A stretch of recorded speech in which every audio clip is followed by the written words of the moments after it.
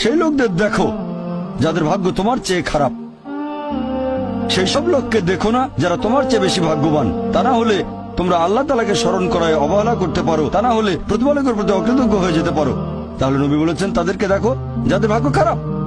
তখন আপনি বলছেন আচ্ছা এই লোকটার তো কোনো গাড়ি নেই, আমার একটা মারুতি অন্তত আছে।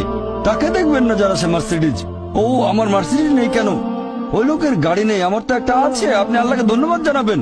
যখন মার্সিডিজ গাড়ির মালিকের সাথে নিজেকে তুলনা করবেন, ও আমার কেন মার্সিডিজ গাড়ি দিলেন না, তাদেরকে দেখবেন যাদের ভাগ্য খারাপ। তাহলে আপনি আল্লাহ সুবহানাহু ওয়া তাআলাকে স্মরণ করছেন।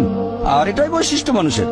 এরকম একটা গল্প যে এক লোকের মনে অনেক দুঃখ, কারণ তার কোনো জুতো নেই। তারপরে সে একটা লোককে দেখলো যার একটা পাই নেই। লোকটা অভিযোগ করতো আল্লাহর কাছে যে জুতো নেই, আল্লাহর কাছে অভিযোগ করতো আমার কোনো জুতো নেই। তারপর সেই লোকটাকে দেখলো যার একটা পা নেই। তখন সে আল্লাহকে ধন্যবাদ জানালো, আমার অন্তত দুটো পা আছে। তাহলে সন্তুষ্ট হওয়া একটা পরীক্ষা। আমাদের নবী মুহাম্মদ সাল্লাল্লাহু আলাইহি ওয়াসাল্লাম বলেছেন, এটা আছে সহিহ বুখারীতে খণ্ড নম্বর ৮, যে সত্যিকারের সম্পদ হচ্ছে সন্তুষ্ট হওয়া, ধন সম্পত্তি নয়।